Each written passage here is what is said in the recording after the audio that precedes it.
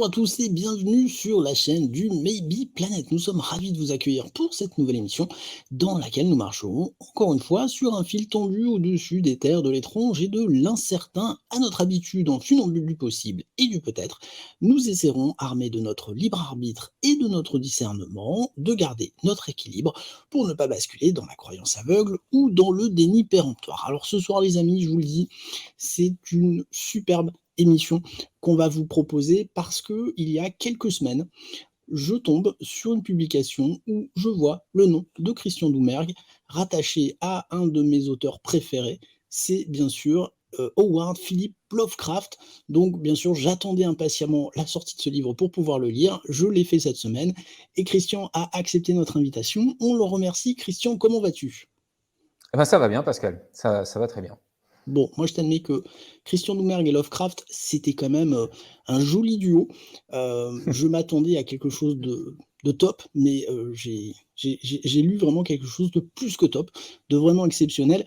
On en parlait un petit peu en off, mais c'est vrai qu'à l'heure, où le wokisme s'empare de tous les sujets, eh bien, Lovecraft semble quand même encore partiellement épargné et peut-être qu'au final, je me suis posé la question, peut-être qu'en fait, le grand public connaît Lovecraft, mais sans le savoir. Moi, j'ai fait un peu le tour autour de moi en disant: «Est-ce que vous connaissez Lovecraft?» Pas trop. Est-ce que tu as l'impression que Lovecraft est encore un petit peu méconnu en France, toi?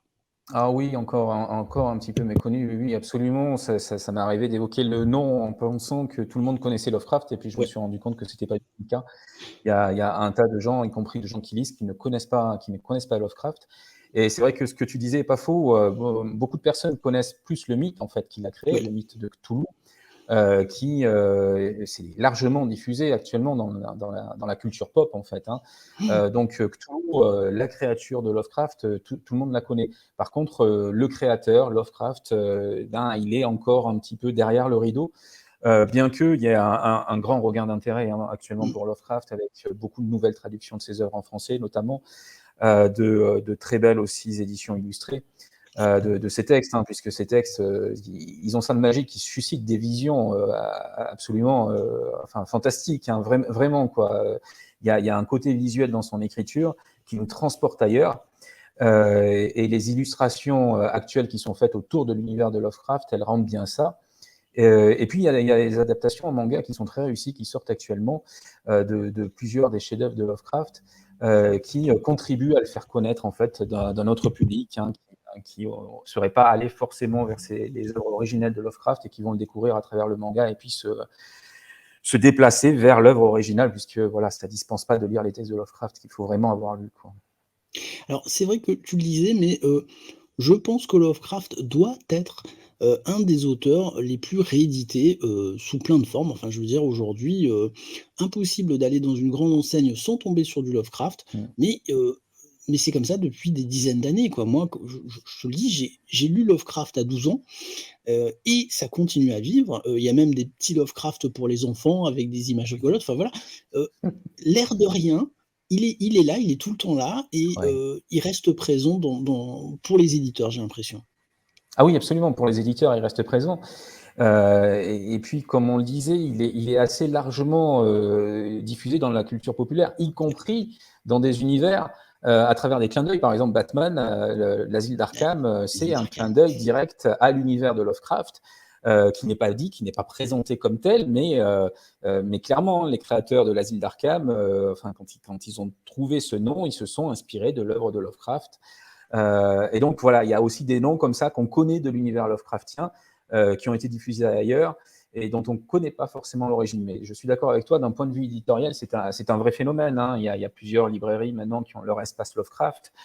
Et ça s'adresse un petit peu effectivement à toutes les tranches d'âge. On découvre souvent Lovecraft adolescent quand on est passionné par l'ésotérisme, le fantastique, etc. Mais actuellement, ça touche un public, je pense, beaucoup plus large en fait que ça touchait. Parce qu'il faut le premier regain d'intérêt que tu évoquais, ça s'est aussi fait à travers les jeux de rôle, hein. Il Oui, y a bah eu oui. cette culture un peu souterraine. Et ça a été une première rencontre à l'époque, hein, pour beaucoup avec l'univers de Lovecraft par le jeu de rôle. Et puis après, donc, on découvre les œuvres. Et là, actuellement, on est dans une découverte peut-être plus littéraire, hein, je pense, de de Lovecraft plus directe. Mais En je tout peux cas, il comprendre. fascine, et puis il y a pas mal de résonance avec notre époque aussi, dans sa façon de voir, dans les Oui. questions qu'il pose, dans cette espèce de nihilisme qu'il a dans son œuvre. Il y a énormément de résonance, je pense, avec notre époque, avec un certain état d'esprit, et donc c'est peut-être aussi pour ça qu'il nous touche actuellement peut-être un peu plus qu'avant. Alors, voilà, il faut savoir, amis spectateurs, même si vous pensez ne pas connaître Lovecraft, obligatoirement dans la pop culture, il y a un moment, vous avez vu un film, ou quoi que ce soit, qui est inspiré en partie de Lovecraft. Voilà, il est partout, hein, c'est absolument, fascinant. Quand on Oui. connaît son œuvre, on le voit partout. Alors, c'est vrai que Lovecraft, je parlais du wokisme tout à l'heure, mais Lovecraft, ces dernières années, a pu, être décrit comme misanthrope, comme misogyne, comme raciste, comme antisocial. Certains biographes ont tenté de comprendre l'auteur en avançant telle ou telle hypothèse. Mais toi, vraiment, dans ton livre, sur Lovecraft, eh bien, tu arrives à une conclusion des plus étonnantes. Alors, on va pas la dire, hein, je dirais même intrigante, sur le mystère du maître de Providence. Alors, bien sûr, lisez le livre, hein, parce que le but de l'émission, c'est bien sûr c'est pas de disséquer le livre, hein, c'est vraiment de vous donner envie de le lire. Mais alors, Christian, ça c'est quelque chose que tu n'abordes pas, mais en France, on découvre Lovecraft bien après sa mort, hein, puisqu'il meurt en 1938 ou 39, je crois, hein, si, En 1937, ouais. En 1937 1937. à Providence, où il est né, en fait, et où il a passé quasiment toute sa vie, hein. Il est né en 1890 à Providence. Il a eu un court exil à New York, en suivant sa 3 ans femme. peut-être, non? 3 ans, voilà, c'est ça, le temps de son mariage avec Sonia Green. Voilà. Et il détestait New York. Vraiment, pour lui, c'était le modernisme, enfin tout ce qu'il détestait dans l'humanité. Et il est revenu à Providence, ce qui a été une résurrection pour lui, en fait. Et il a eu cette fameuse phrase dans une de ses lettres, Je suis Providence, hein, qui est aujourd'hui marquée sur sa tombe, mais qui incarne vraiment ce qu'il a vécu, ce lien viscéral à cette ville et à ses alentours. Et effectivement, pour ce qui est du public francophone, en fait, Lovecraft a été découvert bien plus tard, à partir voilà, aussi de Jacques Bergier, toujours les mêmes, hein. On Exactement. retrouve un peu Powell et Bergier, pour qui Lovecraft était évidemment une figure du réalisme fantastique, hein. Il incarnait très bien ce concept-là. Donc c'est eux aussi qui ont amené, à travers des articles notamment, et puis des traductions des nouvelles de Lovecraft, hein, Lovecraft en France. Et il y a eu plus tard le jeu de rôle, l'Appel de Cthulhu, qui a encore plus popularisé en fait voilà. Mais c'est quelqu'un qui, de toute façon, même de son vivant aux États-Unis, était connu dans certains cénacles littéraires, mais qui n'avait pas évidemment atteint le rang de mythe qu'il a aujourd'hui. Il y a un décalage énorme. Lovecraft n'a jamais cherché la célébrité de son vivant. Lui, c'était un écrivain, mais il n'a jamais voulu se plier aux diktats en fait idéologiques ou commerciaux, ce qu'il a marginalisé. Donc, il a publié dans des pulps, hein, ces magazines à bas coût comme Weird et d'autres revues amateurs aussi. Mais il s'est jamais plié aux exigences, ce qui fait qu'il a été reconnu par certains de ses pairs, effectivement, comme un grand maître du fantastique de son vivant. Certains l'ont comparé à Edgar Poe à ce moment-là, mais ça reste assez confidentiel. C'est pas une figure qui va être connue du grand public américain à l'époque. Pour ça, il faudra attendre après sa mort, en fait, hein. Voilà, il a une reconnaissance littéraire, mais qui est très limitée de son vivant. Précisément parce que il a refusé un certain nombre de choses, comme faire des coupes dans ses nouvelles, obéir à certains stéréotypes. Il s'est toujours refusé, par exemple, à mettre en scène, comme ça se faisait dans les pulps, hein, des héroïnes sexy, etc. Non, lui, il était habité par un autre monde. Il venait d'ailleurs, hein, il a C'est le dit. cas de le dire. C'est le cas Et, de le dire. et donc, voilà, il l'écrivait pas pour être connu, ni finalement pour se faire de l'argent, même s'il a cherché toute sa vie à vivre de son écriture. Mais il ne s'est jamais renié, même s'il avait ce désir-là, quoi. C'est un des éléments de la grandeur de Lovecraft aussi. Et c'est ce qui fait sans doute que son œuvre aujourd'hui est devenue mythique, hein, elle est très particulière par rapport à tout ce qui se faisait à ce moment-là. Alors, il faut bien dire, parce qu'aujourd'hui, Lovecraft, on s'imagine que c'était un auteur, un petit peu comme Stephen King, hein, c'est-à-dire qui vendait des livres par palette quand ils sortaient. Mais non, Lovecraft meurt, alors non pas dans la misère, mais pas loin quand même, il meurt un peu Dans seul, voilà. Oui, dans une quasi-misère, Mm. dans une quasi-misère, hein, Lovecraft et l'argent, c'est très compliqué, hein, la première partie de sa vie est aisée puisque son grand-père avait une certaine fortune, donc toute son enfance est une enfance assez rêvée, assez aisée. Lui-même, il a à peu près tout ce qu'il veut, c'est-à-dire qu'il demande quelque chose, on lui offre, voilà. Mais progressivement, la famille va être en proie à des difficultés financières. Et lui-même, n'étant pas un commercial, hein, clairement, ça va être un problème dans son mariage d'ailleurs aussi, hein, ça. Ben, il n'arrivera jamais à vivre de ses écrits. Il va plus vivre en fait des révisions, c'est-à-dire qu'il était payé pour réviser des textes d'autres auteurs. Et ça lui apportait effectivement un pécule assez conséquent qui lui permettait de vivre, tout en ayant pas mal de périodes où il a dû se priver. Mais ses propres écrits lui ont très peu rapporté, hein, puisqu'ils étaient. Il n'a pas sorti de livre. Enfin, il y a un livre Voilà, qui est c'est ça. édité de son vivant, mais à petit tirage. Et pour le reste, en fait, c'est dans des magazines qu'il publie. Wertheil, donc là, il est rémunéré, mais il publie aussi dans des magazines plus confidentiels, plus amateurs, et donc il ne se fait pas énormément d'argent avec ça, quoi. Alors Non, et qu'effectivement, puis, aujourd'hui, il y a tout un marché éditorial autour de Lovecraft et de son œuvre. il faut savoir que Lovecraft aujourd'hui a des admirateurs qui sont pas des moindres. Alors, je parlais de Stephen King, mais Stephen King, c'est un vrai admirateur de Lovecraft. D'ailleurs, Absolument. ce qu'on ne sait pas non plus, c'est que des Français comme Michel Houellebecq, par exemple, ont fait. Alors, on peut s'étonner, mais Michel Houellebecq a sorti un essai sur H.P. Lovecraft, préfacé justement par Stephen King. Alors, je ne sais pas si tu connais cette anecdote, dans laquelle Stephen King voulait écrire une nouvelle qui se serait appelée L'Oreiller de Lovecraft. Je ne sais pas si tu. Non, non, non, ça je l'ignorais. En fait, Mm. simplement, King est à une conférence à Providence, et puis il commence à imaginer qu'en fait, il va chez un brocanteur et il trouve la thé d'oreiller de Lovecraft. Et bien sûr, quand tu t'endors sur cette thé, bah, tu pars dans un monde cauchemardesque et autres. Il dira, bah, au fait, en final, je ne l'ai jamais écrit, mais ça aurait été une bonne histoire. Voilà. Donc d'avoir Ouais. des auteurs Mm. comme Stephen King en admirateur, c'est quand même pas rien. Ah oui, Et oui, puis, oui, surtout que King est très élogieux sur Lovecraft, hein. Il ouais, dit que c'est le grand maître de la littérature horrifique, hein. Donc, pour lui, Lovecraft a vraiment la stature d'un maître, en fait, hein, évidemment. Et quand on voit la stature de King, voilà, voilà, c'est comme on ça. sait. Et Ouais. ce Mm. qui est étonnant aussi, c'est que et ses amis ont voulu continuer l'œuvre de Lovecraft en continuant à se nourrir de son Mm. univers, qui était vraiment un univers très particulier, Ouais. extrêmement riche. Et ça continue parce qu'aujourd'hui, on a par exemple l'auteur Brian Lumley, qui a sorti des livres. Le héros s'appelle Titus Crow, où vraiment il s'inspire de l'univers de Lovecraft. Alors, Lumley, c'est quand même Mm. pas n'importe qui, c'est l'auteur du Nécroscope. Voilà, en fait, Lovecraft continue à vivre à travers les auteurs contemporains. Son monde continue, en fait, son monde lui a survécu quelque part. Absolument, oui. Ah oui, oui, absolument. Son monde y a survécu. Alors, comme tu le disais, effectivement, ses amis ont continué son œuvre.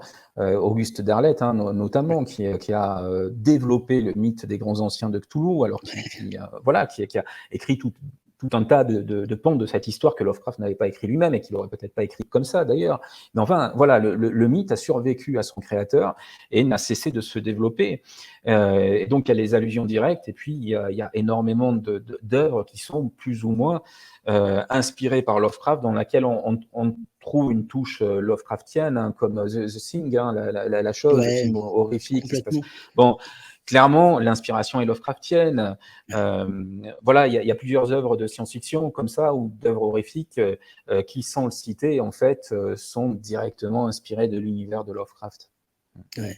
Et c'est vrai que on en parlait tout à l'heure, c'est Bergier en France qui a fait découvrir Lovecraft, mais j'ai envie de dire, qui d'autre aurait pu le faire? Puisque Lovecraft développe tout ce monde, mais concrètement, dès les années 1920, eh bien, il parle des grands anciens, et les grands anciens, bah, c'est quoi? Ben, ce sont des extraterrestres, tout simplement, et on va dire que Lovecraft, quelque part, est un peu un précurseur de tout ce qui est néo-évémérisme, quand même. Enfin voilà, il y a quand même déjà un peu tout dans son monde, quoi, c'est étonnant. Ah oui, ah oui, oui, absolument. Ben, il y a tout ce qui va toute la théorie des anciens astronautes qui viendra plus tard, hein, dans les années 60. Elle est contenue dans l'œuvre de Lovecraft, alors qu'il lui-même s'inspire de courants ésotériques comme la théosophie, où il y Alors on avait va y venir déjà justement, ouais. ou Charles Fort, où il y avait déjà ces éléments. Mais c'est vrai que lui a créé une base littéraire à tout ce mythe de visiteurs extraterrestres qui auraient vécu sur Terre avant l'histoire humaine et qui continueraient à nous influencer, notamment alors, dans l'appel de Cthulhu par le biais des rêves. Mais voilà, c'est passionnant. Effectivement, il s'est alimenté de mythes anciens, donc on va y revenir. Et il a rendu tangible, il a donné une autre interprétation à ces mythes, en fait, en mettant dans l'équation la notion d'extraterrestre, de visiteurs extraterrestres venus sur Terre. Alors, avec cette différence, peut-être que les grands anciens de Lovecraft sont plus effrayants que, évidemment, les extraterrestres civilisateurs des théories Oui. néo-éphéméristes. Il n'y a pas cette bienveillance chez les grands anciens de Lovecraft, en tout cas chez certains d'entre eux, parce qu'il y a plusieurs races extraterrestres. Pour d'autres, voilà, il y a une certaine neutralité. Cthulhu n'est Mais pas spécialement bienveillant envers la race humaine, on va être clair. voilà, non, absolument, oui, non, Pas du côté spécialement. de Cthulhu, non. Après, il y a d'autres extraterrestres qui sont là pour nous observer, comme dans l'abîme du temps, où là, voilà, c'est une autre race qui est pas, mais effectivement, tout ce qui concerne Cthulhu et Alors, d'autres, c'est voilà, on n'est pas toujours vraiment considéré, on va dire, par les grands anciens de Lovecraft, absolument. effectivement. Mais quand même, alors tout à l'heure, je le disais, le monde qu'il a créé continue d'alimenter aujourd'hui l'imaginaire de beaucoup d'auteurs. Mais c'est vrai que quand on lit ton livre et quand on a fini ce livre, on se dit, mais est-ce qu'il l'a créé ou est-ce qu'il n'a pas trouvé un moyen quelque part d'accéder à un monde qui existe, mais qu'on ne voit pas? Voilà, c'est une vraie question, parce que c'est vrai que son écriture est très particulière quand même. Ben, alors, il y a l'écriture de Lovecraft. C'est vrai qu'à un moment donné, je le dis dans le livre, bon, quand on est amateur de littérature, il y a des livres qu'on prend, qu'on lit, ils nous accompagnent quelques temps, le temps de les lire, et puis on referme le livre et c'est fini. Lovecraft, c'est pas ça. Il y a quelque chose qui persiste. C'est-à-dire, ça nous met dans un état d'esprit qui est Ouais, particulier, la lecture ouais, de Lovecraft, parce que dans la plupart de ces histoires, il y a toujours ce thème qui revient d'un personnage qui arrive sur un lieu et qui est traversé par le passé de ce lieu, en fait. Le passé chez Lovecraft continue à vivre, et ça, peut-être qu'on y reviendra dans l'émission, mais ah bah c'est une oui. notion qui est vraiment capitale pour comprendre Lovecraft Ouais, et son mystère. Et donc, il y a toujours ça. C'est-à-dire que ça peut être un personnage qui est dans un château qui fait des rêves étranges, et en fait, il se rend compte à un moment donné que ces rêves étranges et souvent effrayants le renvoient en fait au passé de ce lieu, au passé antique. Et ce qui est très curieux, c'est qu'une fois qu'on a lu Lovecraft et qu'on s'est imprégné de ces histoires qui, pour beaucoup, donc, reprennent ce schéma-là, eh bien, quand on va sur certains lieux, ben, on les perçoit un peu différemment. C'est-à-dire qu'on a l'impression que ça ouvre des portes. En fait, ça met dans un état d'esprit particulier qui nous rend réceptifs à ce qu'on ne voit pas ben, avant d'avoir lu Lovecraft, en fait. Voilà. Et donc, il y a ce mystère de l'effet produit. Alors, c'est de la suggestion, évidemment, on pourra dire, ok, mais quand on se penche sur le personnage de Lovecraft, là, ça devient extrêmement troublant parce que officiellement, Lovecraft est un rationaliste. Il ne croit ah en rien. complètement, complètement, complètement. Au C'est son contraire même, hein, discours voilà, il est athée, il le dit, il ne croit pas en l'âme non plus, et puis il ne croit pas à la croyance, à la superstition. Il a écrit des textes très clairs là-dessus où il condamne toute forme de croyance, que ce soit des groupes comme la théosophie hein, ou des croyances superstitieuses diverses. Bon, donc il y a ce personnage-là de Lovecraft qui est bien campé, le rationalisme. Mais à côté de ça, il y a la vie nocturne de Lovecraft, et là, ben, on rentre dans un autre domaine, parce que Lovecraft, il fait des rêves tout à fait sidérants. J'en rapporte un certain nombre dans le livre hein, pour étayer mon propos. Je pense qu'une personne qui est croyante, qui ferait ses rêves, dirait avoir vécu des expériences ouais, extraordinaires de channeling ou je ne sais quoi. Lovecraft n'a jamais dit ça parce que lui-même se déclarait incroyant, mais il a toujours essayé d'expliquer ses rêves par l'entremise du subconscient, en fait. Mais il y a un certain nombre de rêves qui, clairement, le mettent en rapport avec autre chose, avec une mémoire. Ça c'est très clair. Je ne sais pas si on y reviendra dans l'émission, mais oui, ah oui, c'est il, essentiel il effectivement. est, il est hanté par des mémoires anciennes, Lovecraft, Mmh. et régulièrement dans ses rêves, il se trouve envoyé à d'autres époques, comme l'époque romaine, sur laquelle on reviendra Ouais, sans doute, et puis mmh, il se trouve envoyé dans d'autres univers aussi, puisqu'il a des rêves qui sont extrêmement précis, et là c'est vraiment troublant, les rêves de Lovecraft, c'est quelque chose de sidérant, c'est-à-dire c'est d'une précision stupéfiante, il se retrouve sur d'autres planètes, par exemple, il dit, je sens je sentais que j'étais très loin de la Terre. Et il décrit des environnements tout à fait sidérants. Il y a un rêve notamment où il gravit des marches qui sont taillées dans la roche, et d'un coup, il réalise la taille de ces marches. Il se dit, il y a quelque chose d'anormal, elles sont énormes ces marches, ce pas des marches qui ont été taillées pour l'homme. Donc là, il prend conscience qu'il y a quelque chose de très effrayant en fait dans ces marches qu'il montait sans trop se rendre compte, avec difficulté, mais sans réaliser qu'elles n'avaient pas été taillées à taille humaine. Et donc là, il réalise qu'il est ailleurs, qu'il est sur une autre planète, il ne sait pas où. Voilà, et il y a plein de rêves comme ça chez Lovecraft. Donc on peut évidemment toujours essayer d'expliquer rationnellement, c'est ce que Lovecraft a essayé de faire toute sa vie, mais ça coince quand même. Voilà. Et il y a d'autres rêves aussi, alors quand on abordera l'époque romaine, on en parlera, mais là, qui pour moi montrent clairement qu'il a été mis en contact avec des éléments réels qui appartenaient à une mémoire qui était en lui depuis son enfance, parce que l'enfance de Lovecraft est très troublante. Mais d'où venait cette mémoire? Voilà, c'est la grande énigme en fait de Lovecraft, et on a l'impression qu'il a écrit parce qu'il voulait répondre à cette question au final. Il a poursuivi toute sa vie en fait les visions que dès l'enfant il avait eues, notamment à travers le monde des rêves, et rapprocher son œuvre de ses rêves d'enfant. Ça crée une explication en fait aussi. Ça crée une explication. Il poursuit des visions qu'il a eues tout enfant.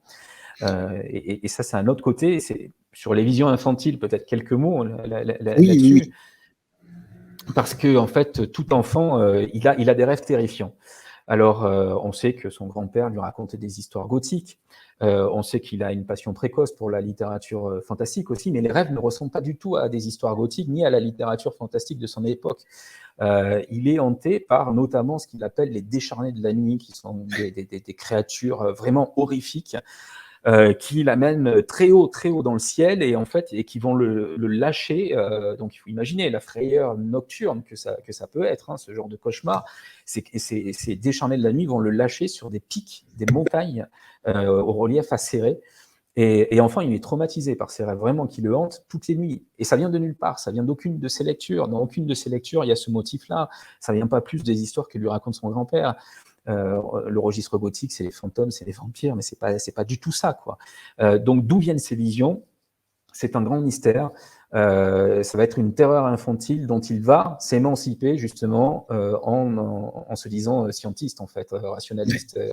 Et il explique très clairement que les cauchemars ont cessé à partir du moment où il a cru en la science et en la rationalité. Et donc, on voit bien que la rationalité de Lovecraft, avant tout, c'est un bouclier pour se protéger de quelque chose.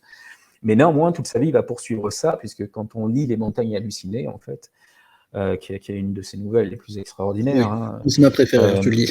Oui, moi, c'est celle-ci et Dans l'abîme du temps. Je trouve que c'est mes deux préférés.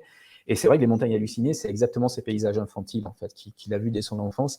Donc on a l'impression qu'il poursuit quelque chose tout au long de sa vie, et qu'il essaie de comprendre, mais sans forcément se l'avouer, avec des contradictions et sans doute des tensions internes entre la peur d'y croire et puis la tentation de comprendre, en fait.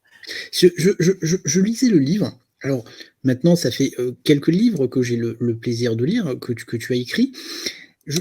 J'ai eu l'impression quand même que tu as un lien particulier avec Philippe Lovecraft quand même, non?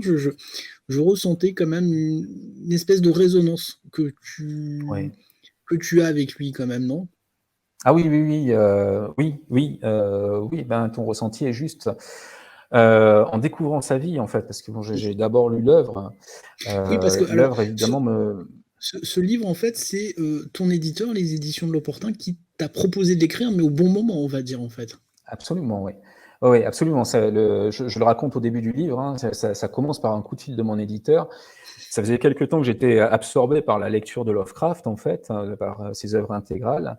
Et donc, mon éditeur m'appelle en me demandant: est-ce que tu connais Lovecraft? Alors, je lui dis: oui, bien sûr. Je suis en train de lire justement ses œuvres intégrales. Et il me dit: est-ce que ça te dirait d'écrire un livre sur lui? J'ai dit: ah ben oui, bien sûr, oui, absolument. J'ai répondu oui direct, parce que je voyais déjà à travers ses œuvres le potentiel qu'il y avait. Mais je ne m'étais pas encore penché sur sa vie intime, en fait. Donc, je n'avais pas lu ses lettres. Voilà, j'avais juste l'impression que me donnait son œuvre. mais je devinais déjà quelque chose de passionnant, un travail passionnant à faire. Et donc, c'est effectivement arrivé au bon moment. Voilà, je le dis, hein, il y a des choses qui arrivent, des coïncidences significatives, il y a un certain nombre d'événements qui sont là, je pense que c'est des rendez-vous. Et Lovecraft, pour moi, ce travail, oui, il y a une dimension personnelle énorme parce que je me suis reconnu dans pas mal de choses, en fait, chez lui. Il y a énormément de ces traits de caractère qui m'ont touché parce que voilà, c'est des ressentis similaires, hein, sur le modernisme, sur tout un tas de choses. L'attachement, les racines, enfin tout ça, voilà. Tout ça, je me suis reconnu en lui. Et puis, ça m'a permis de prendre conscience, en fait, aussi, c'est très troublant, de choses qui étaient là, mais dont je n'avais pas mesuré l'ampleur chez moi. Par exemple, mon lien à l'époque romaine. Je suis passionné par l'histoire, mais avec l'époque romaine, j'ai un lien qui est vraiment, depuis tout gamin, en fait, qui est très particulier. J'ai un ressenti, voilà, le Moyen-Âge ne me parle pas, mais d'autres périodes ne me parlent pas. Mais l'époque romaine, il y a une résonance particulière. J'ai toujours été attiré par les sites romains et je ne sais pas, c'est quelque chose qui est de l'ordre de l'intime, hein, mais il y a une familiarité avec cette époque-là. Et avec Lovecraft, j'ai retrouvé ça, c'est-à-dire que lui a cette familiarité avec l'époque romaine qui est là dès son enfance. Il a deux périodes dans son enfance qui sont assez amusantes quand on essaie de le comprendre. La première, c'est sa période arabe. Il a une période où il se dit être musulman, il se fait appeler Abdul al-Razed, qui sera donc plus tard l'auteur fictif du Necronomicon. Et enfant, c'est très fort. Enfant, c'est très fort parce qu'il tire sa mère chez des marchands orientaux pour faire acheter des vases orientaux, etc. Et il se crée chez lui, enfin, voilà, dans la maison familiale, un coin arabe. Et puis, brusquement, cette période cesse et il bascule dans le monde romain. Et ce lien à l'époque romaine, il va le garder toute sa vie. C'est-à-dire que toute sa vie, il va se sentir romain, pour une raison que lui-même ne s'explique pas, parce que quand il va être adulte, il va essayer de comprendre, il va dire, mais enfin, idéologiquement, je ne suis pas du tout romain, mais pourtant, quand je me pense dans le passé, je me pense romain, je me sens romain, je suis romain. C'est une civilisation qui, idéologiquement, il dit, elle ne me correspond pas. Je serais plus dans les peuples du Nord ou à la limite chez les Grecs, mais culturellement. Mais mon lien, il est avec Rome. Voilà. Donc, il ne le comprend pas. Et c'est là, tout gamin, hein, son grand-père fait un voyage en Italie. Et Lovecraft a 6-7 ans. Hein. Il voit les photos, il est ému de voir les temples romains en photo. Son grand-père a acheté en Italie des pièces romaines. Il a une familiarité. Quand il a ces pièces en main, il sent une familiarité. Et le fait que des Romains les aient touchées le met dans un état quasi extatique. Et c'est un tout jeune enfant à ce moment-là. Et tout jeune enfant aussi, il se fait appeler Lucius Valerius Messala. Donc, il prend un nom romain. Et il construit des hôtels dans la campagne autour de Providence. Il construit des hôtels aux divinités païennes. Et il dira même qu'à cet âge-là, il a vu en fait des divinités forestières païennes. Durant un automne, il a eu une vision. Donc ça, il l'a écrit adulte, hein, qu'il avait eu cette vision. Et ce dont ça m'a fait prendre conscience, et c'est pour ça qu'il y a ce lien très fort aussi, c'est que j'avais ce lien, moi aussi, de familiarité avec l'époque romaine depuis mon enfance, mais je n'avais pas conscience, en fait, de l'importance que ça avait. Voilà. Et j'en ai pris conscience par une espèce d'effet de miroir avec Lovecraft. Je me suis dit, voilà. Donc, ouais, il y a eu un lien très, très particulier avec Lovecraft pendant l'écriture de ce livre, et puis au-delà, hein, qui perdure. Ça se sent, ouais. Ça se sent que vraiment voilà, c'est un livre particulier pour toi, voilà, ça se sent dans l'écriture et ça le rend d'autant plus agréable, effectivement. Et justement, comment tu as procédé pour essayer d'aller un petit peu plus dans la vie de Lovecraft? Tu as utilisé quel support, en fait, pour pouvoir te plonger dans sa vie? Alors, la correspondance, enfin une partie de la correspondance, parce que la correspondance en fait, de Lovecraft est énorme. Hein. Oui, on considère que de cette période-là, c'est le plus grand épistolier de cette époque-là. Il avait énormément de correspondants. Il a écrit un nombre incalculable de lettres. Donc évidemment, j'ai pas pu tout éplucher, mais je me suis basé sur quelques-unes de ces lettres plus significatives.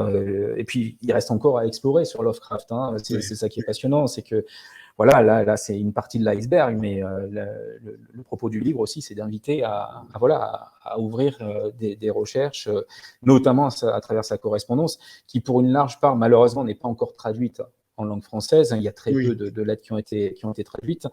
Voilà, l'espérance, c'est qu'il y en ait dans les prochaines années des éditions, peut-être des traductions en langue française qui rendraient accessibles ces lettres à un plus grand nombre. Après, il y a eu la biographie une des biographies, hein, Je suis Providence, là, qui est la biographie de référence actuellement sur Lovecraft, qui donne... C'est celle de Léon de Sprague, je crois, non? Non, de Joshi. D'accord. Ouais, qui est sorti en 2 tomes. Chez ActuSF et qui est la biographie de référence, qui est extrêmement fouillée et qui permet d'avoir un certain nombre d'éléments supplémentaires anecdotiques, hein, notamment. C'est vraiment une biographie qui est extrêmement précise quand même sur Lovecraft. Donc ça, plus les correspondances sur lesquelles j'ai pu travailler. Puisque la lecture des lettres en fait de Lovecraft est très éclairante. Hein. Ces lettres, dans beaucoup de ces lettres, il décrit ses rêves à ses correspondants. Il les décrit d'une façon qui est extrêmement précise et qui nous renseigne sur l'envers du décor. Donc c'est ce qui m'a intéressé à travers la correspondance de Lovecraft, en fait, c'est essayer de trouver ce qu'il y avait derrière l'œuvre, parce qu'il faut savoir que la plupart des nouvelles de Lovecraft lui ont directement été inspirées par ses rêves. C'est des choses qu'il a vues en rêve et qu'il a retranscrit ensuite à travers des nouvelles. Il y a énormément d'exemples, et puis alors il y a des exemples extrêmement troublants, comme Nyarlathotep, hein, parce que Nyarlathotep, en fait, donc, est une des nouvelles inquiétantes de Lovecraft, parce qu'il y a ce personnage de Nyarlathotep. On va laisser les auditeurs découvrir la nouvelle sans trop en parler. Mais il y a ce personnage inquiétant qui arrive en ville, voilà. Et alors, ce qui est fascinant dans cette nouvelle, c'est qu'en fait, Lovecraft faisait un rêve. Donc, il a rêvé cette histoire avant de l'écrire, et il a commencé à écrire cette histoire alors qu'il était encore dans un état entre la veille et le sommeil. Par une espèce d'écriture automatique, il s'est levé et il s'est mis à écrire. Et donc, les premières phrases en fait de cette nouvelle, les premiers paragraphes ont été écrits dans cet état second, ce qui rend la chose encore plus fascinante. Et à un moment donné, Lovecraft s'est complètement réveillé. Et d'ailleurs, il a dit qu'il avait perdu une part de l'atmosphère et de la puissance en fait de l'histoire quand il s'est réveillé, parce que son intellect était là, et donc c'était une inspiration moins directe. Et alors, pour s'amuser aussi et pour en finir avec ce lien entre les rêves et l'écriture, Lovecraft plusieurs fois a dit que il était un peu embêté pour ses droits d'auteur, justement parce qu'il savait pas, il était un peu illégitime à les encaisser lui, puisque beaucoup de choses lui venaient en fait de ses rêves, et donc les droits d'auteur, logiquement, ils auraient dû partir du côté de ses rêves. Voilà. Donc ça, c'est... Dans les autres mondes, le dollar n'a pas cours, donc de toute façon, il a spolié personne. Absolument. Tout va bien, il n'y a pas eu spoliation, effectivement. Il n'y a pas eu spoliation. Alors justement, et ça, c'est ce que je te disais tout à l'heure, et ce que je trouve très intéressant, c'est que à travers ce livre, on découvre Lovecraft. Il y a un voyage, justement, dont on va parler dans les mouvements ésotériques de l'époque. Mais tu as eu la très bonne idée de faire des mini-fiches lecture des principales nouvelles de Lovecraft. Oui. Mais sans trop les dévoiler. C'est-à-dire qu'à travers ton livre, le lecteur qui ne connaît pas Lovecraft va pouvoir se dire, tiens, cette nouvelle a l'air intéressante, celle-là a l'air bien.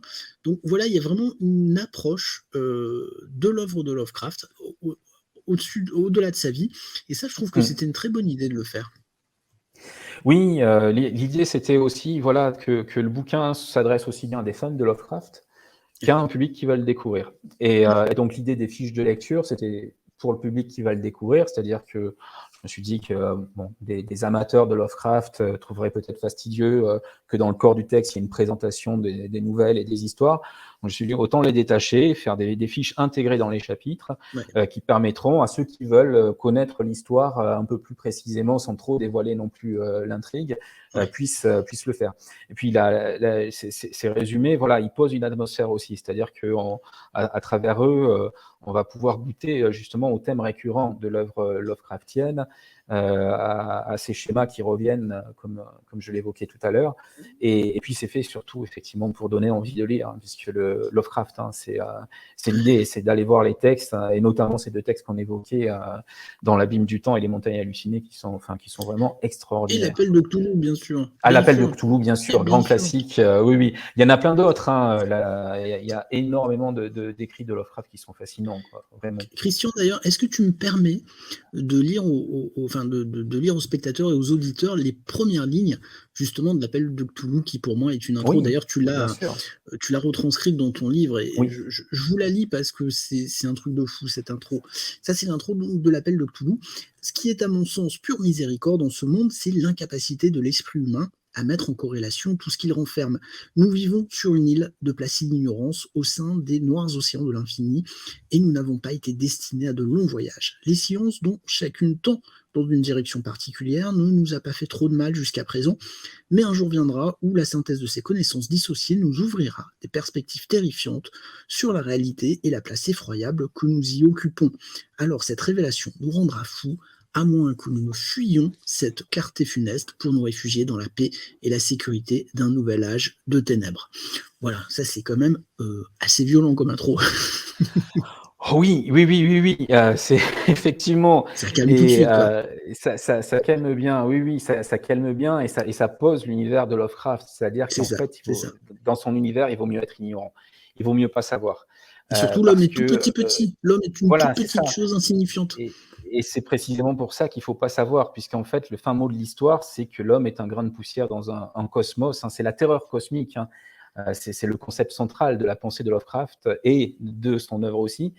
C'est la terreur cosmique, c'est-à-dire que l'homme est insignifiant. C'est juste un grain de poussière. C'est pas du tout la créature centrale d'une création divine, comme c'est le cas dans les religions. Non, c'est une chose insignifiante. Il y a des créatures qui le dépassent de très très loin. Il est tout petit. Et ce tout petit être, le mieux pour lui, c'est qu'il ne sache pas en fait sa condition. Voilà, c'est le message de Lovecraft. Mais ça explique aussi peut-être sa réaction de rejet radical de tout ce qui concerne le surnaturel aussi. Puisque c'est la volonté de ne pas savoir. C'est-à-dire que oui, peut-être qu'il vaut mieux être ignorant, parce que un des autres schémas récurrents de ces histoires, c'est que les personnages au début sont des personnages normaux, c'est-à-dire ils ont une vie, comme tout un chacun. Et puis, parce qu'ils arrivent à un endroit ou parce qu'ils sont mis en contact avec une certaine affaire, ils vont petit à petit découvrir l'envers du décor, la réalité. Et cette réalité, systématiquement ou quasi systématiquement, les rend fous, parce que l'humain est trop petit pour accepter cette réalité. Et donc, chez Lovecraft, la découverte de la vérité dans ses nouvelles, systématiquement, elle rime avec la folie. Et si on applique ça à la personne de Lovecraft, qui a très tôt été confrontée à des choses tout à fait inquiétantes, on peut se dire que son rationalisme, qui a déconcerté y compris certains de ses amis, qui ont d'abord noté des incohérences chez lui, en disant mais il a des réactions hyper violentes par rapport à ça, qui sont démesurées. Et des fois, il y a chez lui des choses qui sont contradictoires avec ce rationalisme. Donc, plusieurs de ses amis ont noté des contradictions. On a vraiment l'impression que c'est une posture qu'il a adoptée, et que c'est une posture qu'il a adoptée pour ne pas voir une réalité qui à la fois le fascinait et l'effrayait, parce que, il faut bien comprendre, quand on est gamin et qu'on a des cauchemars aussi effrayants, qui sont récurrents, qui sont aussi réels, parce que c'est ça la puissance aussi des rêves de Lovecraft, c'est qu'ils sont aussi réels que la réalité. Il le dit dans certaines de ses lettres, quand il est en train d'écrire, il dit « Ce que j'ai vu était aussi réel que moi en train d'écrire ». Donc, lequel des deux est réel? Je me suis vu dans une autre vie, il le dit plusieurs fois, il se retrouve dans la peau d'autres personnes aussi, ça c'est très curieux. Dans un de ses rêves, il se retrouve, et c'est toujours très précis, dans la peau d'un certain Eben Spencer. qui est un médecin militaire, qui a été blessé, qui est en convalescence chez lui. Il se déplace dans cette maison d'Eben Spencer et il voit des choses très précises, comme un calendrier à la date du 8 juillet 1864. Donc, il a énormément d'éléments, et quand il sort de ce rêve, il se dit, il écrit ça à son correspondant. Cet Eben Spencer, il était aussi réel que moi, H.P. Lovecraft, en train d'écrire. Et donc, c'est très troublant. Alors, lui, évidemment, il rejette toute idée que ce soit une mémoire de vie antérieure ou Une ce genre de réincarnation. choses-là, une réincarnation. Mais c'est vrai que par rapport à la précision de certains de ses rêves, on est en droit de s'interroger si, alors peut-être pas la réincarnation, parce que c'est vrai que Lovecraft n'y croyait pas, il rejetait l'existence de l'âme, mais par contre, il était très séduit par l'hypothèse de la mémoire génétique, qui était déjà formulée à son époque. Alors pas aussi bien qu'aujourd'hui, puisqu'aujourd'hui, l'existence de cette mémoire, elle a été démontrée par des expériences en laboratoire, notamment sur des souris. On sait qu'on a une mémoire génétique qui est transmise. Donc là, c'est une piste que Lovecraft, par contre, ne rejette pas. L'idée d'une mémoire génétique. Il n'a pas expliqué ses rêves par rapport à ça, mais enfin, on voit que c'est quand même dans un coin de sa tête. De sa tête, ouais. Mais lui, s'est toujours refusé, évidemment, à ces explications-là. Il y a un autre rêve qui est le rêve romain qu'on évoquera peut-être plus tard, mais dans ce rêve romain, il rêve de villes romaines qui sont situées près des Pyrénées, près de la chaîne des Pyrénées, du côté espagnol, notamment la ville de Pompélo. Il n'est pas censé connaître ce nom, il ne le connaît pas. Et après son rêve, il va vérifier dans les encyclopédies sur le monde romain, et il se rend compte que cette ville et une autre ville qui apparaît dans le rêve ont bel et bien existé. Donc là, il y a quand même un élément troublant pour des partisans de la thèse réincarnationniste. Voilà, c'est un élément tangible. Ça colle. Il a rêvé du nom de deux villes romaines. Il vérifie, ces deux villes romaines existent. Alors voilà, si Lovecraft avait été croyant, il est certain qu'il aurait sans doute interprété sous cet angle-là ce rêve en disant voilà, j'ai vécu à l'époque romaine. Sauf que Lovecraft s'est défendu d'être croyant, a rejeté ça, et donc dans une lettre à un de ses correspondants, il dit non, mais en fait, il y a une explication, c'est le subconscient. Je suis sûr que gamin, quand je m'intéressais à l'époque romaine, j'ai lu cette encyclopédie, j'ai vu ces noms de villes que j'ai appris oubliés, et ils sont revenus à travers mon rêve, et c'est pour ça qu'ils apparaissent, et c'est pour ça que ces villes existent. Bon, voilà. Après, chacun, évidemment, aura la lecture qu'il veut, mais il y a tellement d'éléments troublants chez Lovecraft, y compris des rêves qui semblent l'orienter vers l'idée de la réincarnation, quoi. Ce qui est très intéressant, c'est que tu as voulu, parce que Lovecraft était parfois présenté, et parfois d'ailleurs présenté comme un initié, comme quelqu'un qui a reçu des secrets et qui a voulu bien les transmettre, mais de la façon habituelle, je dirais, dans l'ésotérisme, c'est-à-dire en les camouflant, en les cachant un petit peu dans ses textes.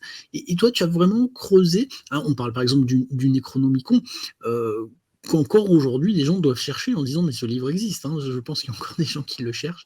Le Necronomicon, oui. Alors je ne sais pas ce que tu en penses, mais je pense que c'est dans Evil Dead, le livre des morts est directement inspiré du Necronomicon, j'ai l'impression quand même. Enfin, je ne sais pas si tu as la même impression que moi.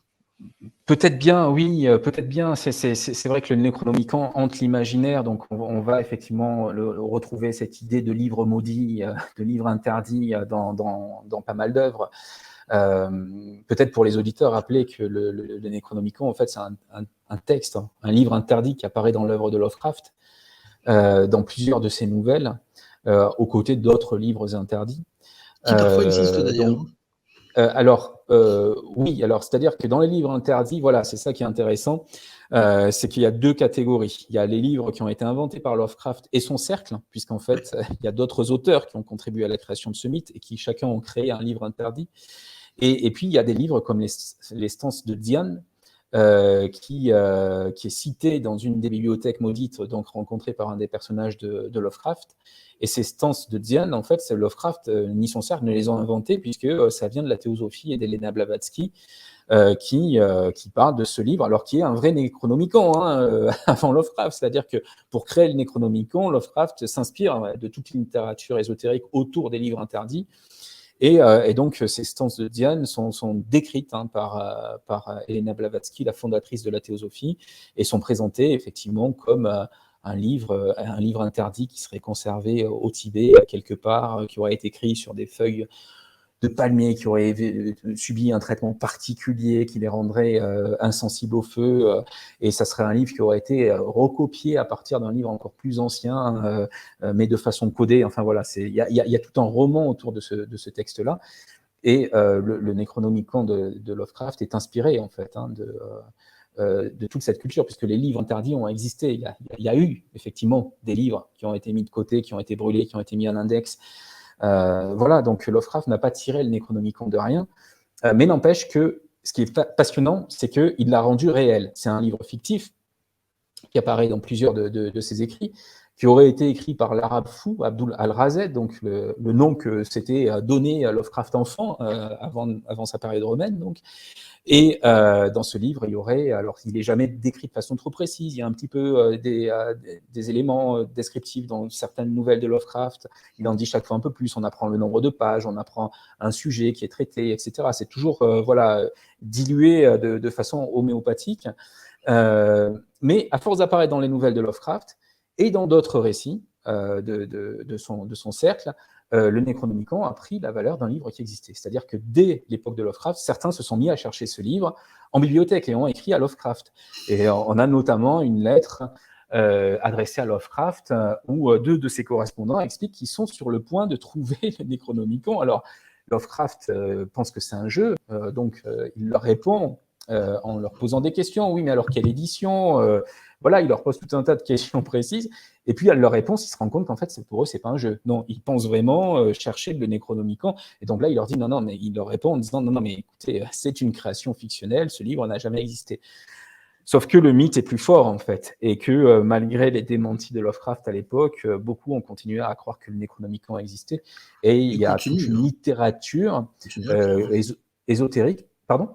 Non, on continue à croire que le Necronomicon... Ah oui, on continue, oui, il y a toute une littérature ésotérique autour du Necronomicon qu'il présente comme un livre réel. Il y a eu des éditions fictives du Necronomicon, qui étaient en plus publiées notamment en France dans des collections qui étaient dévolues à l'ésotérisme. Donc, c'était pas dans la catégorie chez un éditeur de romans, c'était chez des éditeurs et dans des collections ésotériques. Donc, ça a cautionné le fait que le Necronomicon existait. Et moi, ce qui m'a intéressé, c'est de chercher le modèle, en fait, derrière le Necronomicon, parce que l'hypothèse d'un Lovecraft initié, qui est développée par un certain nombre d'auteurs, pour moi, elle tient pas un instant la route, quoi. C'est ce que tu trouves dans ton livre. Voilà. On a ce voyage incroyable, enfin moi que j'adore, justement dans la théosophie, dans la Golden Dawn, on croise Aleister Crowley, qui est quand même un personnage certes sulfureux, mais qui devait être quand même assez extraordinaire à rencontrer. Voilà, moi je me suis régalé justement sur ces quelques pages à t'accompagner dans ce cheminement, à savoir si Lovecraft était réellement un initié ou pas. Voilà, donc ça, on laissera le découvrir, bien sûr. Oui, on laisse le découvrir. Voilà, on laisse le découvrir, mais voilà, il y a des réponses qui sont assez claires dans le livre, et je pense qu'on peut trancher la question. Et trancher la question, en fait, ouvre sur un mystère beaucoup plus grand que les théories d'un Lovecraft initié. Non, complètement. Non, c'est vrai que c'est... Comment dire? Moi, je trouve ta conclusion, en fait, extrêmement scientifique. On va dire les choses. Puisqu'aujourd'hui, on est... alors, on parlait tout à l'heure, effectivement, de l'homme qui ferait mieux de rester dans son ignorance, parce que s'il se rendait compte de ce qu'il est dans l'immensité de l'univers, peut-être qu'il deviendrait fou. Et c'est vrai que la folie est quand même un élément central de la littérature de Lovecraft. Alors, il faut savoir que son père, et je crois que sa mère aussi d'ailleurs, je crois que les deux sont morts de folie, enfin en tout cas ont développé des maladies psychiatriques. Oui, alors son père a été hospitalisé quand il avait 3 ans. Quand Lovecraft avait 3 ans, il a été hospitalisé. Alors c'est assez trouble, puisque les dossiers médicaux, on n'a que quelques éléments partiels en fait. A priori, son père a eu la syphilis, donc ce qui peut effectivement causer des délires. Et sa mère, par contre, même si ça reste assez vague, effectivement, il semblerait qu'à un moment donné, elle ait même eu des hallucinations, des visions, des choses de ce genre-là. Donc, voilà, il y a quand même ça. Il y a quand même ça. qui est là un petit peu, même s'il a grandi, il faut le dire, dans un environnement qui est extrêmement rassurant, en fait. Même Et, surprotecteur, même. et très, très protecteur, que ce soit du côté de sa mère, du côté de ses tantes, qui étaient là, qui l'ont surprotégé, y compris quand il est devenu adulte. Il y avait ce lien qui était resté avec ses tantes. Son grand-père qui était là, qui était une figure tutélaire protectrice aussi. Mais ce qui est fascinant, c'est qu'en fait, dès enfant, Lovecraft, il se sent appelé par autre chose. Il n'est pas de son temps. Ce je suis d'ailleurs, ça résonne en permanence dans son œuvre. Mais il faut comprendre, donc j'évoquais sa période musulmane et sa période romaine qui, elle, a duré toute sa vie. Mais enfant, Lovecraft, les premières promenades avec sa mère, et ça c'est quand même assez stupéfiant, il l'attire vers les quartiers les plus anciens de Providence. Il déteste le Providence, enfin il aime la ville de Providence, mais il n'a aucune résonance avec les quartiers modernes. Voilà, ce qu'il appelle les quartiers victoriens, il n'a aucune résonance. Pour lui, il est dès son enfance happé par une autre période qui est le XVIIIe siècle. Et c'est pareil, dans la maison familiale, qui est une maison de grande taille, en fait, avec une bibliothèque immense qui avait été amassée par son grand-père, ce qui est fascinant, c'est qu'il va vers les livres du XVIIIe siècle. Il a ce lien, il ne se sent pas vivre à son époque, et toute sa vie, en fait, il va chercher des brèches, clairement, hein, il va chercher des brèches à travers le temps pour remonter vers ce XVIIIe siècle, notamment. Et ça, c'est une prise de conscience qu'il a assez tôt, c'est stupéfiant. Donc, j'ai dit en début d'émission, hein, il est né en 1890. Sa première révélation sur le temps, c'est en 1895. Donc, il a 5 ans. En 1895, il se retrouve avec le journal du 1er janvier 1895. Et cette date le percute parce qu'il avait l'habitude de voir 1894, voilà, sur la date, chaque jour associé à 1894. Et d'un coup, ça change, ça devient 1895. Et là, pour la première fois dans sa vie, il a la notion que le temps avance. Parce que cette bascule d'une année à l'autre, il n'avait pas l'impression que le temps évoluait. Enfin, je veux dire, il était dans sa vie de gamin de 4 ans, il voyait 1894, bon, et d'un coup, il voit 1895, et là, il se dit, le temps avance.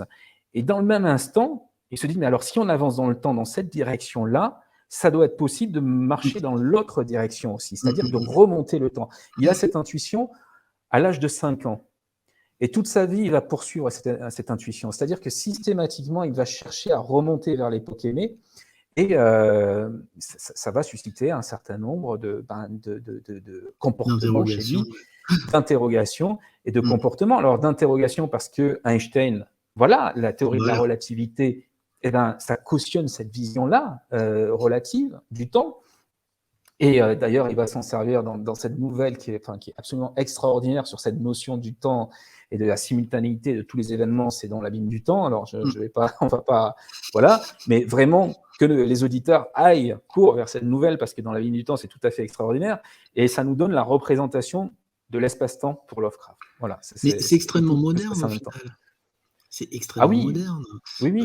Quand on voit Avi Loeb, l'astrophysicien, qui dit on va peut-être se rendre compte qu'on n'est pas les enfants les plus intelligents du quartier. Quand on voit des Stephen Hawking qui dit il vaut peut-être mieux qu'on reste dans son coin parce que si on nous trouve, ça va peut-être mal se passer pour nous.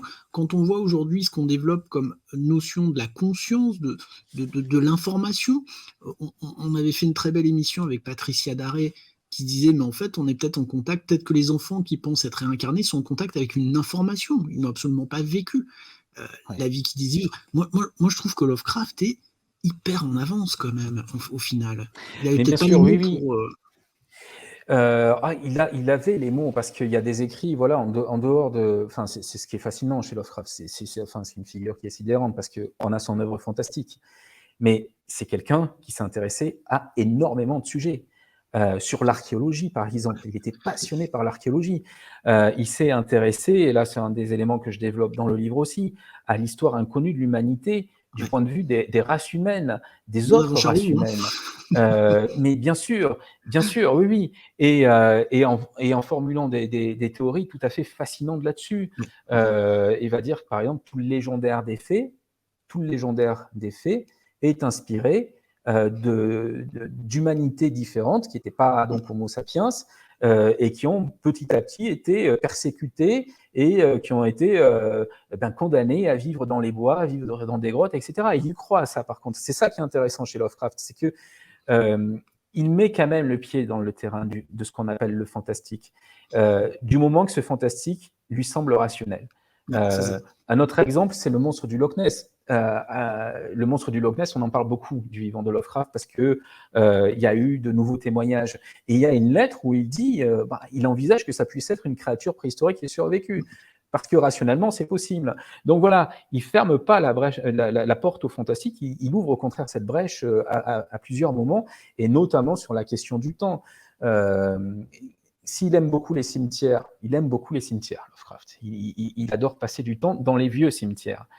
Mais pourquoi? Parce que, justement, c'est des portes temporelles, en fait, pour lui. C'est-à-dire qu'il va dans les endroits les plus anciens, qui datent du XVIIIe siècle, et là, il se dit, ça n'a pas changé. Depuis l'époque, depuis le XVIIIe siècle, il aime tant, ça n'a pas changé. Et donc, il a vraiment la sensation d'être revenu au XVIIIe siècle. Et ça, il le cherche en permanence.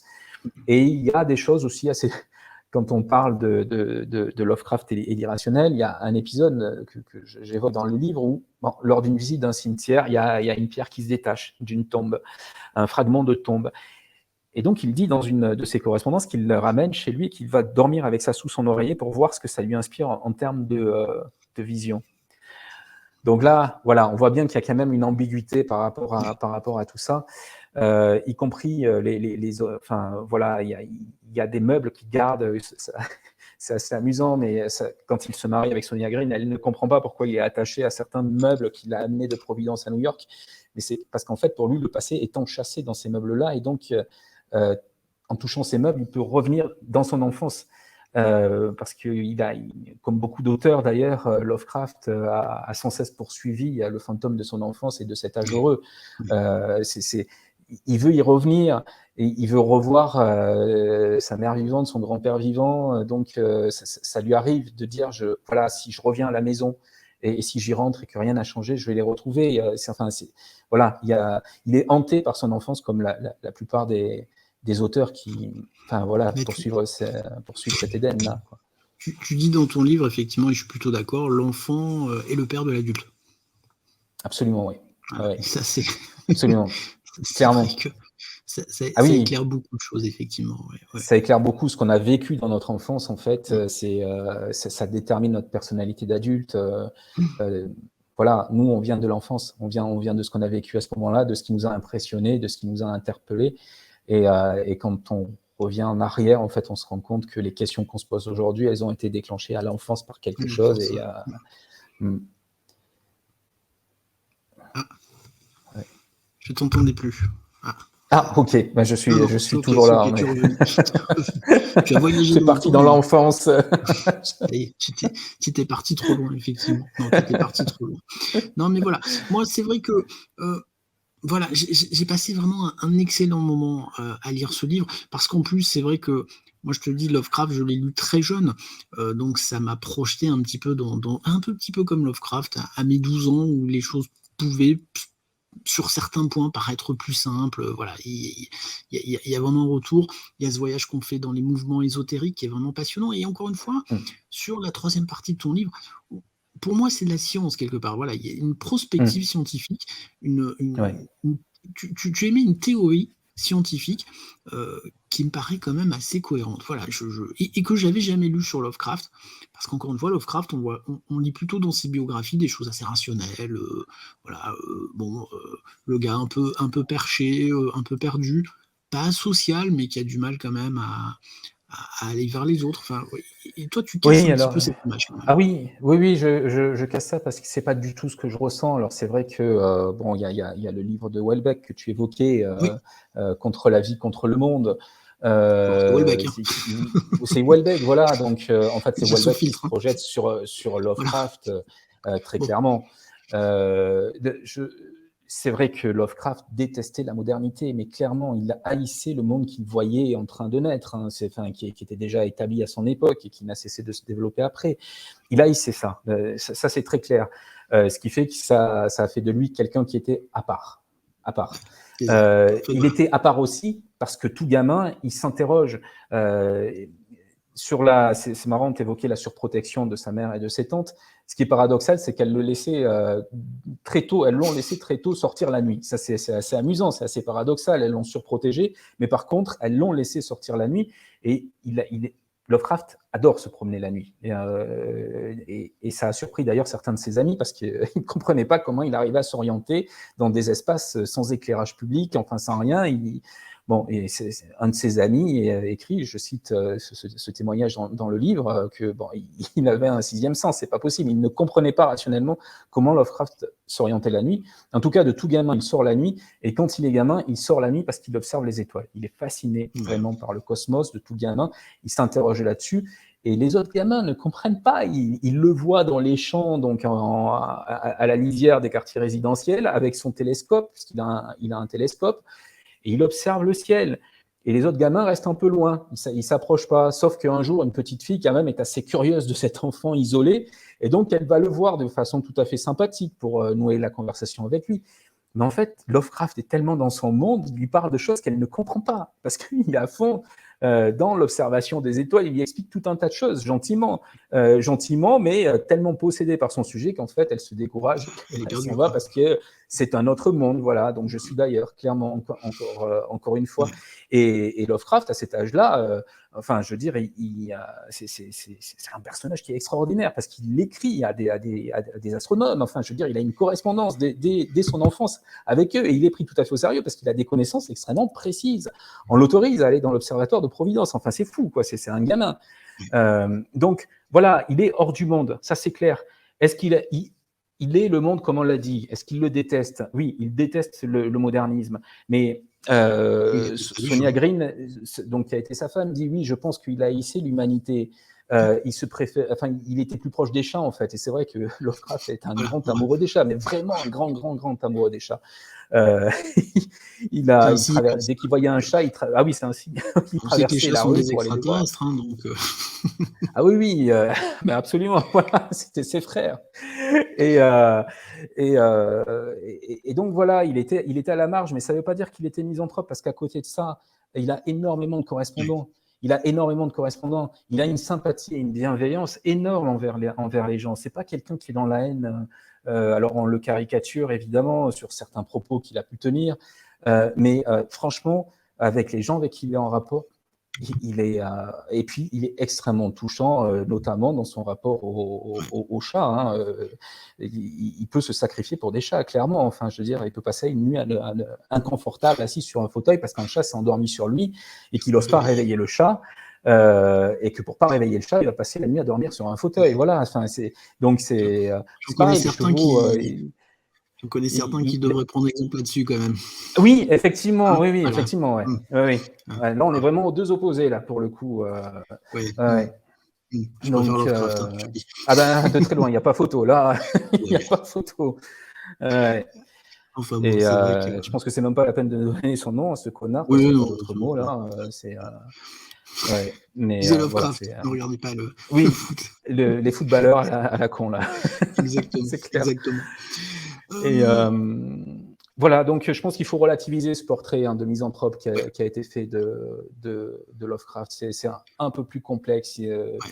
C'est quelqu'un qui ne comprend pas beaucoup de choses dans le monde moderne, qui ne comprend pas la laideur du monde moderne, qui a un goût de l'ailleurs, de l'esthétique, enfin de tout un tas de choses. Lovecraft se sent... il se sent anglais, quoi. C'est un aristocrate anglais, en fait, hein, clairement. Ouais, il est passé à côté. Donc, et une erreur d'aiguillage. Il a pris le mauvais tunnel et merde. C'est quoi cette histoire? Effectivement. Bon, tu vois, Christian, ça y est, on a dépassé l'heure déjà d'émission. Ça passe très vite. Je vois ça passe vite, ouais. Ça passe vite. Le sujet est absolument passionnant d'H.P. Lovecraft. Alors, bien sûr, lisez ces nouvelles. Hein, elles sont honnêtement très faciles à trouver. Il n'y en a pas tant que ça au final. Hein. Ça prend pas des années à lire tout Lovecraft. Hein. Non, alors c'est-à-dire, oui, il y a quelques nouvelles essentielles à lire. Hein. C'est celles que je cite dans le livre. Après, l'œuvre est quand même épaisse. L'œuvre est épaisse parce que, en plus des nouvelles les plus accessibles, il y a un certain nombre de nouvelles, notamment tout ce qui concerne le cycle du rêve, qui sont d'un aspect plus compliqué à lire. Vraiment plus compliqué, parce que là, on part vraiment ailleurs pour le coup. L'inspiration vient vraiment du monde des rêves. Donc, c'est pas une lecture qui est fluide. On n'est pas dans un univers terrestre non plus, donc ça peut être C'est de assez la poésie déconcertant. presque, ouais. Et des fois, voilà, mais il y a des visions Mmh. qui sont magnifiques. Hein. Moi, Ouais. j'ai tout lu. Hein. J'ai tout lu parce que il y a par moments des visions qui sont extraordinaires, mais il faut avouer que c'est pas une lecture qui est fluide. Mmh. C'est pas Cthulhu ou les montagnes hallucinées ou dans l'abîme du temps. Voilà, c'est un peu plus complexe. Donc, à lire en priorité celles que j'ai mentionnées dans le livre. Ouais. Ouais, Et ouais. puis, il y a tous les textes révisés par Lovecraft. Donc, comme je l'ai dit, et qui font partie de son œuvre, parce que pour certains, il les a entièrement réécrits. Il a mis énormément de sa mythologie personnelle dans certains de ses textes, qui sont signés par d'autres auteurs, mais qui ont été largement retravaillés par Lovecraft. Donc, au final, ça fait quand même 3 bons volumes de la collection bouquins, hein, quand on lit l'ensemble de son œuvre Ouais. fictionnelle, plus quelques essais qui sont également intégrés dans cette édition-là. Mais voilà, quoi. Après, il y a les éditions en poche qui sont des plus Donc ils grands sont top. textes et qui sont pop, qui sont très bien, Ouais. oui, absolument, et qui Regardez, permettent de découvrir j'en ai l'œuvre. quelques-unes, hein, mais comme ça, hein, vous Hmm. avez 2-3 nouvelles comme ça, c'est pas très très cher en plus. Enfin voilà, pour voir si on aime Lovecraft, c'est quand même top, effectivement. C'est quand même top. Hmm. Bien, Christian, bah écoute, je pense qu'on a quand même réussi, on dira, à parler du livre, mais sans trop non plus le déflorer. J'espère Oui, qu'on vous aura donné envie de le lire, parce que c'est vraiment un très bon livre. Donc, il est sorti aux éditions de l'Opportun, hein, comme énormément de tes ouvrages. Il est sorti donc la semaine dernière, je crois. absolument, ouais, ouais, ouais, c'est Voilà, hein. tout récent là. Ouais, ouais. J'ai vu passer des photos, il est bien visible, on le voit bien. Oui, oui, Chez oui, certaines enseignes. oui, oui, oui, oui, il est arrivé en librairie, donc voilà. Ouais, Bon ouais, alors, il est bien pour, visible. Hein. Pour tout vous dire, on a une petite surprise, puisque avec les éditions de l'Opportun, on va vous permettre de gagner quelques ouvrages, justement, du dernier livre de Christian. Donc, restez connectés, on vous expliquera tout ce week-end comment faire pour jouer, pour gagner, justement, quelques livres de Lovecraft, pardon, les derniers mystères de Lovecraft. Donc ça, voilà, c'est la petite surprise. Même Christian n'était pas au courant, je suis sûr, donc voilà. On a organisé ça Ah avec bah, c'est une belle l'éditeur, surprise hein. en tout cas. Voilà, Écoute, c'est une belle surprise. on a organisé ça Non, tranquillement. Voilà, hein, ah comme ben ça. très très chouette. Et je pense Ouais, qu'on va faire un week-end Lovecraft. Moi, j'ai plein d'images de Lovecraft un peu décalées, ouais, Tintin Lovecraft, enfin voilà, des choses assez amusantes. ouais, C'est vraiment un personnage ouais. fabuleux et un monde fabuleux que j'espère on vous aura donné envie de découvrir à Eh travers ben cette émission. j'espère, ouais, oui, j'espère absolument. On en a dit un tout petit peu, hein. Ah Il bah y a oui, non, plein mais plein c'est de le but. choses à C'est le but. découvrir. C'était le but du jeu, absolument. Exactement. Mais ouais, non, vraiment Lovecraft à découvrir, quoi. À Bon, découvrir. Christian, en ce moment, quand même, une période très prolifique hein, de ta part. Hein. Il y a vraiment beaucoup de sorties, puis il y a d'autres sorties qui Ouais. doivent arriver, je pense, au courant de l'année. Donc c'est bien, ça va nous faire encore des chouettes Oui, émissions à faire. oui, oui. Ah ben, je peux l'annoncer, je Ah peux bah, l'annoncer alors si pour, tu peux l'annoncer, je te bah, laisse l'annoncer. voilà, en exclusivité sur le Maybe Yes! Planet. Le dernier, donc le prochain livre, donc ça sera Le Royaume des sorcières que tu avais Yes! déjà évoqué Oui. et dont la sortie a été repoussée dans le temps et ça sera donc le 17 mai. Voilà, 17 mai, Bon, la date est arrêtée cette fois. Ça sera Le Royaume des sorcières, une grande enquête en fait sur la figure de la sorcière et ses racines très anciennes. Ça va être un grand, grand voyage à travers le ouais. temps. Et c'est un voyage qui m'a fasciné aussi parce qu'on touche à plein de sujets en fait à Bah travers écoute, cette figure de la sorcière. rendez-vous est Voilà. pris. Rendez-vous est pris, ça c'est sûr. Encore un Eh sujet ben, très passionnant, la bien. sorcière, effectivement. Hein, encore un sujet qui va nous régaler et sur lequel on aura un entretien passionnant, effectivement. Christian, un grand merci d'avoir accepté cette invitation. J'ai passé encore une fois vraiment un excellent moment à te lire et à discuter avec toi de tous ces sujets qui sont absolument passionnants. Encore une fois, les derniers mystères de Lovecraft aux éditions de l'Opportun. Vous pouvez le trouver honnêtement partout, hein, parce que les éditions de l'Opportun font bien leur boulot Hmm. pour achalander les rayons des principaux livraires. Donc allez-y, franchement, je vous recommande, vous ne serez pas déçus, c'est évident. Voilà. Christian, je te laisse peut-être le mot de la fin. Camoulox. Comment, comment terminer? Ben, je suis d'ailleurs. Oui, oui. Mais non, mais je t'admets, mais voilà, mais je sais que toi aussi, C'est vrai qu'encore une fois, je me sens une certaine résonance avec Lovecraft. C'est vrai que cette phrase, je suis d'ailleurs. Voilà, je pense qu'on a quand même cette petite fêlure, et Ouais, toi et moi, qui mais nous fait dire absolument. que les choses sont peut-être Mmh. pas aussi Quand simples et Ouais, matérialistes qu'on veut bien le croire. c'est Mais bon. je pense que quand on est, possédé par les sujets qui nous Oui, intéressent et qu'on oui, cherche, oui. Voilà, voilà, le voilà. même type de brèche que Lovecraft a cherché toute sa vie, quoi. Et puis tant à la fin, on nous dira, mais bande d'imbéciles, vous aviez tout le temps de vous amuser, mais non, vous êtes resté focus sur un truc alors que c'était une récréation qu'on vous proposait, vous êtes resté bloqué, vous êtes complètement bête ou quoi? On verra bien, on verra bien Qui quand on y sait? sera. Bien. Bien, écoutez les amis, on vous souhaite une très bonne fin, de journée, de soirée, de nuit. Je ne sais pas à quel moment vous regarderez cette émission. Comme d'habitude, n'oubliez pas le petit pouce bleu, c'est important pour l'algorithme, de YouTube. Partagez bien sûr cette vidéo, sur vos réseaux sociaux, si le contenu vous a plu, et encore une fois, si vous voulez nous donner un petit coup de main financier, vous pouvez passer par notre page Tipeee Maybe Planet. Christian, un grand merci, et on se retrouve très très bientôt pour tes nouveaux ouvrages. Ciao, ciao! Ciao.